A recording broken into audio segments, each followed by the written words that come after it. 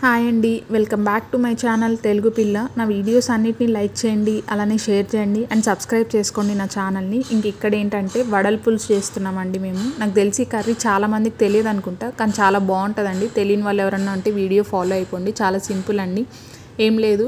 పచ్చి శనగపప్పు ఉంటుంది కదండి, అది ఇంగ్లీష్లో మనం బెంగాల్ గ్రామ్ అంటాం కదా. ఆ పప్పుని ఒక 3 to 4 hours బాగా నానబెట్టుకోవాలండి. అది నానిన తర్వాత మిక్సీ పట్టుకోవాలి. మెత్తగా వేసుకోకూడదండి, కచ్చా పచ్చాగా వేసుకోవాలి. మెత్తగా వేస్తే వడలు సరిగా టేస్ట్ అనిపించవు. సో కచ్చా పచ్చాగా వేసుకోవాలి. దాంట్లోకి ఇంకా మనకు కావాల్సినవన్నీ వేసేసుకోవచ్చండి. లైక్ ఆనియన్స్, కరివేపాకు, కొత్తిమీర, ఇంకా అల్లం వెల్లుల్లి పేస్ట్, ఇంకా పచ్చిమిర్చి, మసాలా దినుసులు ఏమన్నా కావాలంటే అవి, ఏదైనా మసాలాకి ఏది కావాలన్నా అది వేసుకోవచ్చండి మీ టేస్ట్కి. ఇంకా మేమైతే మసాలా దినుసులు సరిగా తినమని వేసుకోలేదు. ఇంకా వాము ఇవన్నీ వేసి బాగా ఇలా కలిపి పక్కన పెట్టుకోవాలండి. ఆ తర్వాత ఆల్టర్నేట్గా మీన్వైల్ మనము పులుసుకి రెడీ చేసుకోవాలి కదా. సో ఇంకా పులుసుకి ఏంటంటే చింతపండు నానబెట్టుకోవాలండి. ఒక 1/2 hour ముందు నానబెట్టి పక్కన పెట్టుకోవాలి.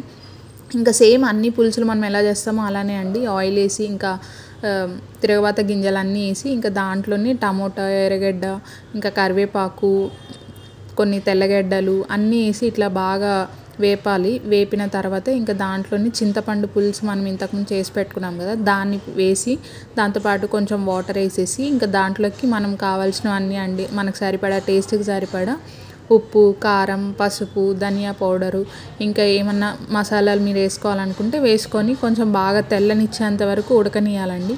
ఆ పులుసు ఉడకనిచ్చాక దాన్ని పక్కన పెట్టుకొనియాలి. అది చల్లారాలండి. చల్లారినాకే వేయాలి దాంట్లో వడలు.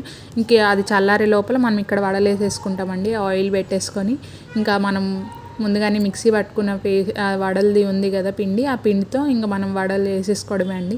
ఈ వడలు మనం మినప వడల్లాగా ఇట్లా కవర్ మీద, క్లాత్ మీద వేసి వేయాల్సిన అవసరం లేదు. చేత్తోనే సింపుల్గా వేసేసేయచ్చండి. చాలా ఈజీ ఉంటుంది, అతుక్కోదు. వాటర్ కూడా ఏం అవసరం లేదు వేసేటప్పుడు. జస్ట్ ఇలా తీసుకొని ఇలా వేసేయడం అండి. ఇంకా మా మమ్మీ అయితే చాలా సింపుల్గా వేసేస్తుంది ఈ వడలు. ఇంకా నేనైతే ట్రై చేసా, కానీ ఒకటి అది ఎట్లా అంటే అట్లా వచ్చింది. ఇంకా సరేలేను మా మమ్మీ నేను వేస్తా తీ అని చెప్పింది. ఇంకా మా మమ్మీ వేసిందండి. ఇంకా నాకైతే ఈ వడలు పులుసులో వేస్తే ఇంకా టేస్ట్ అసలు ఒక లెవెల్లో ఉంటుంది. ఇంకా అట్లా కాకుండా మామూలుగా కూడా తినచ్చండి. నాకు తెలిసి ఇది చాలామంది మసాలా వడలు టిఫిన్స్లో కూడా తింటారు. బట్ పులుసులో వడ అయితే చాలా బాగుంటుంది. చాలామంది పెరుగు వడ ఇవే ట్రై చేసి ఉంటారు నాకు తెలిసి, సాంబార్ వడ అట్లా.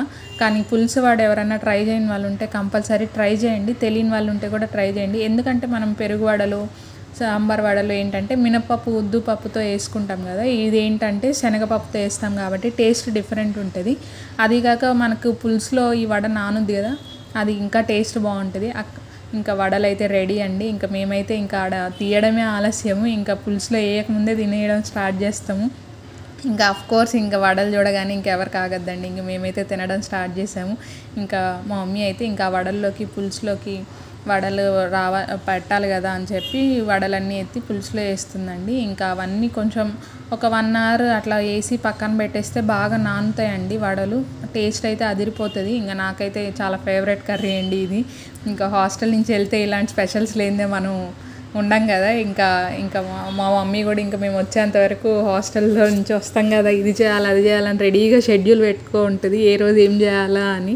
ఇంకా ఎట్ లాస్ట్ ఈరోజు అయితే వడల పులుసు చేసిందండి. ఇలా చాలా చేస్తూ ఉంటుంది, చాలా ఫేవరెట్స్ ఉంటాయి నాకు.